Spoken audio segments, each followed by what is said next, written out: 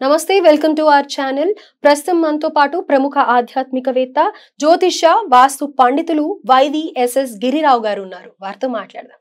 నమస్కారం అండి. నమస్తే అమ్మా.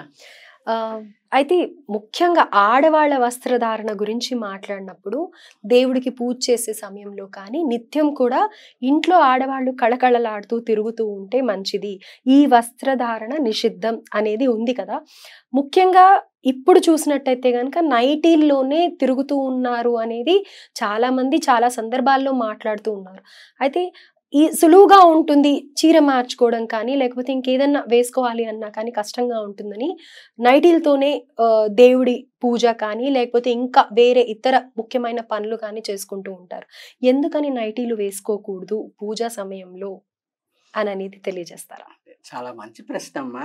కాకపోతే మీరు అడిగిన దాంట్లో కొద్దిగా నాకు నేర అయింది ఏంటంటే, ఆడవాళ్ళు అన్నారు కదా, ఈ దేవుడికి పూజ చేసేటప్పుడు కట్టుకునే వస్త్రాల్లో మగవాళ్ళకి రెస్ట్రిక్షన్ ఉంది, ఆడవాళ్ళకి రెస్ట్రిక్షన్ ఉంది. కాకపోతే ఏంటంటే లేడీస్ అనేసరికి హైలైట్ అవుతుంది అంతే. దీనికి యాక్చువల్గా ధర్మశాస్త్రంలో ఉన్న నియమం ఏంటంటే, మనం 2 పనులు చేయనటువంటి వస్త్రాలతో భగవంతుడికి పూజ చేయొచ్చు. ఒకటేంటంటే, మన సంసారం చేసుకునేటప్పుడు వేసుకున్న వస్త్రము అది పనికిరాదు, నిషిద్ధం. తర్వాత మనకి దొడ్లోకి వెళ్ళినప్పుడు వెళ్ళొచ్చినటువంటి వస్త్రం పనికిరాదు. జనరల్గా ఇప్పుడు జెంట్స్ లుంగితో ఏంటంటే ఈ 2 పనులు చేస్తారు. అందుకని పూజ పంచన సపరేట్గా పెట్టుకోమన్నారు. పర్పస్ ఓన్లీ ఏంటంటే ఈ 2 పనులు ప్రాపంచిక విషయాల్లో చేయనటువంటి వస్త్రం ఏదైనా సరే సరిపోతుంది. అది కూడా ఏంటంటే ఈ పట్టు వస్త్రానికి పట్టింపులు, ఇప్పుడు తడి బట్టలు ఉందనుకోండి, తడి బట్టకి పట్టింపు ఉండదు. అలాగే పట్టు వస్త్రానికి పట్టింపు ఉండదు అనుకున్నారు. కానీ ఇంకో ఆర్గ్యుమెంట్ కూడా ఉంది. పట్టు వస్త్రం అంటే మేము అగ్రికల్చర్ అవి డిపార్ట్మెంట్స్లో ఏంటంటే మీకు ఆ పట్టు పురుగుల్ని పెంచి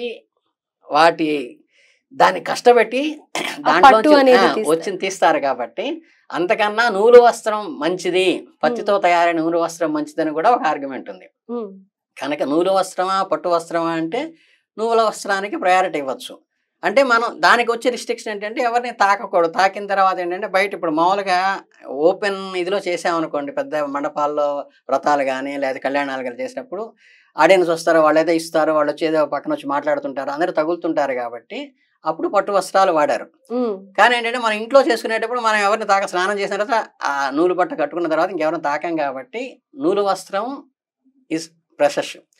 దాంట్లో కూడా ఏంటంటే ఈ భార్య లేని వాళ్ళకి కానీ బ్రహ్మచారులకు కానీ సన్యాసులకు కానీ వాళ్ళకే సాఫ్రాన్ అంటే కాషాయం చెప్పబడింది. మిగతా వాళ్ళందరూ వైటే కట్టుకోవాలి. అంటే గృహస్థ అయిన వాడు మాబోటి వాళ్ళందరూ కూడా తెల్లని వస్త్రమే కట్టుకుంటారు తప్పితే కాషాయం కట్టరు. అది రిస్ట్రిక్షన్. ఆడవాళ్ళకు కూడా ఏంటంటే వాళ్ళ సాంప్రదాయాన్ని బట్టి, అంటే పెళ్ళిళ్ళలో వ్రతాల్లో అందరూ ఉన్నప్పుడు ఈ కాసి పోసి కట్టుకుంటారు కదా, మన పంచి మగవాళ్ళకి ఎలా కడతారో అలా కట్టుకోవటం అనేది, గోచి పోసి కట్టుకుంటారు కదా, 6 మూరల చీర కట్టడం అనేది ఆనవాయితీ. కాబట్టి అదే మడి కట్టుకున్నప్పుడు ఇంట్లో కట్టడం కూడా అనేది అలవాటైంది. కానీ మీకు ఉన్న పరిస్థితులను బట్టి ఇప్పుడున్న కాలానుగుణంగా ఒక మంచి నూలు వస్త్రం కనుక పూజకి తప్పితే లౌకిక కార్యక్రమానికి వాడము అనుకున్న చీర ఏదైనా పెట్టుకుంటే అది కట్టుకోవచ్చు. అది ఏదైనా ఏంటంటే ఫంక్షన్స్ అప్పుడు వాటప్పుడు ఏంటంటే అలా చెప్పారనమాట. అంతే తప్పితే మామూలు నూలు చీర కూడా తీసి కట్టుకోవచ్చు. ఈ నైటీ అనేది ఏంటంటే, నైటీ అనేది ఖచ్చితంగా మీరు నేను చెప్పినటువంటి ఏదైతే చేయకూడదన్నానో ఆ రెండింటికి చేస్తుంటారు. కాబట్టి అది నిషిద్ధం. అంటే రోజు వేసుకుంటూ ఉంటాం కాబట్టి అది ఎక్కడంటే అక్కడ తిరుగుతూ వస్తూ ఉంటాం కాబట్టి అది కంఫర్ట్ కోసం చేస్తున్నది. యాక్చువల్గా ఏంటంటే ఆడవాళ్ళని కూడా నిందించడానికి లేదు. అవునండి. ఇప్పుడు ఏంటంటే పూర్వం ఉమ్మడి సంసారాలు ఉండేవి. ఉమ్మడి సంసారాల్లో అత్తగారిని కాపురానికి పంపించేటప్పుడు రకరకాల భర్తతో ఎలా మాట్లాడాలి, బావగారితో ఎలా మాట్లాడాలి, మరుదులతో ఎలా మాట్లాడాలి, ఇవన్నీ చాలా రిస్ట్రిక్షన్స్ ఉండేవి. వస్త్రధారణలో కూడా రిస్ట్రిక్షన్స్ అన్నీ అక్కడ వచ్చినాయి. ఇప్పుడు న్యూక్లియర్ ఫ్యామిలీస్ అయిపోయినాయి. న్యూక్లియర్ ఫ్యామిలీస్ అంటే తన భర్త తన పిల్లలు తప్పితే ఇంకెవరు ఉంటల్లా. సో నైటీ వేసుకొస్తే ఏమ్మా అది వేసుకు తిరుగుతున్నావో తెల్లారింది కదా అనేవాళ్ళు లేరు. వాళ్ళకేమో అది కంఫర్టబుల్గా ఉంటుంది. సో అది అలవాటైంది. కానీ అదే ఇప్పుడు ఇద్దరు అన్నదమ్ములు కలిసి ఒకే ఫ్యామిలీ ఉమ్మడి సంసారంలో ఉన్న వాళ్ళకి నైట్ వేసుకుని ఆడపిల్లలకి ఎవరికి తిరగలేరు కదా, బావగారు ముందు మరుదుల ముందు అందరి ముందు తిరగలేరు కదా.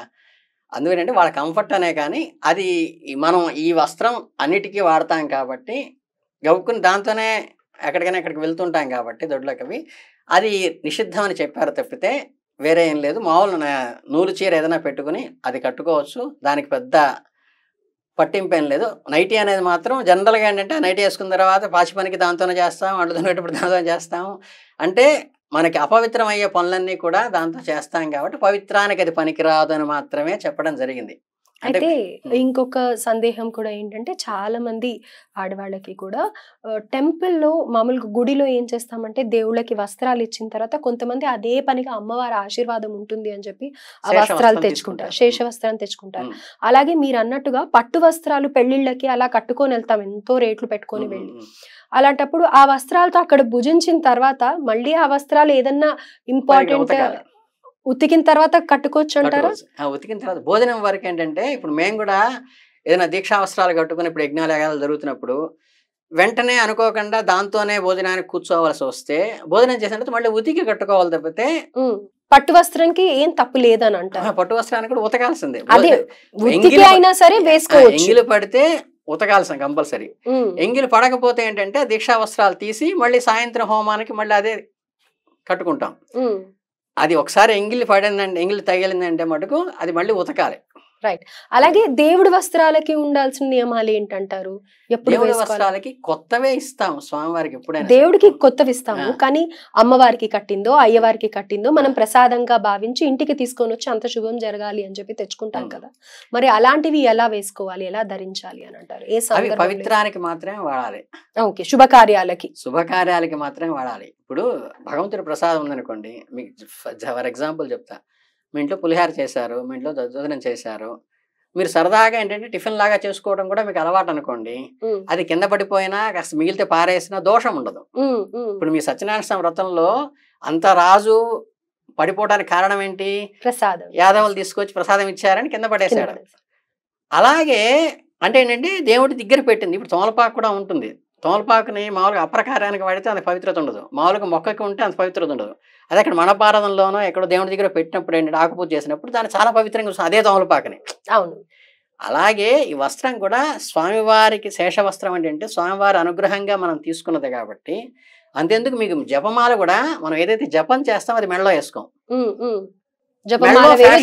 మెడలో ఫ్యాషన్ గా వేసుకునేది మామూలు తులసి గానీ రుద్రాక్ష గానీ వేరే వేసుకోవచ్చు, జపం చేసేది మెడలో వేసుకోం.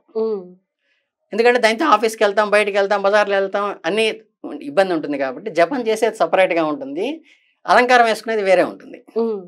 అలాగే ఈ వస్త్రాన్ని శేష వస్త్రాలు మీరైనా ఇంట్రెస్ట్ కొద్ది తీసుకోదలుచుకుంటే తీసుకున్నది అది పూజకో వ్రతానికో లేదా శుభకార్యానికో ఉపయోగించాలి తప్పితే ఇంట్లో ప్రాపంచిక కార్యక్రమానికి ఆ వస్త్రాన్ని వాడరాదు. అలాగే అది రిస్ట్రిక్ట్ పెట్టుకోవాలి. రెండోది ఏంటంటే మనం అంటే కొన్ని డీప్గా వెళ్తే చాలామంది ఏంటంటే తప్పు లేదు రైట్ అంటారు. ఇప్పుడు ఏంటంటే వస్త్రం దేవుడి దగ్గర చూపించి నాకు ఇచ్చేయండి అంటే ఏంటంటే ఒకసారి పంతులు గారికి 10 రూపాయలు ఇచ్చి 2 రూపాయలు తీసుకుని 8 రూపాయలు చిల్లర అడుగుతారు.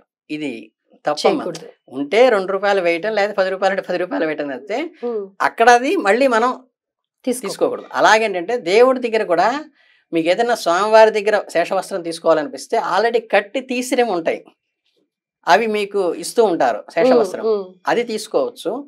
లేదంటే ఏంటంటే మీరు ఇంకొక 2 వస్త్రాలు తీసుకుని ఒక వస్త్రాన్ని స్వామివారికి అమ్మవారికి ఇచ్చేస్తూ రెండోది నాకు మా అమ్మాయి పెళ్ళి అప్పుడు ప్రధానం అప్పుడు కట్టుకుంటుందో లేకపోతే ఏదన్నా మనకి ఇది ఉంటుంది అప్పుడు కట్టుకుంటుందని చెప్పేసి తలంబ్రాల చీర కింద అక్కడ పెట్టి తీసుకోవచ్చు.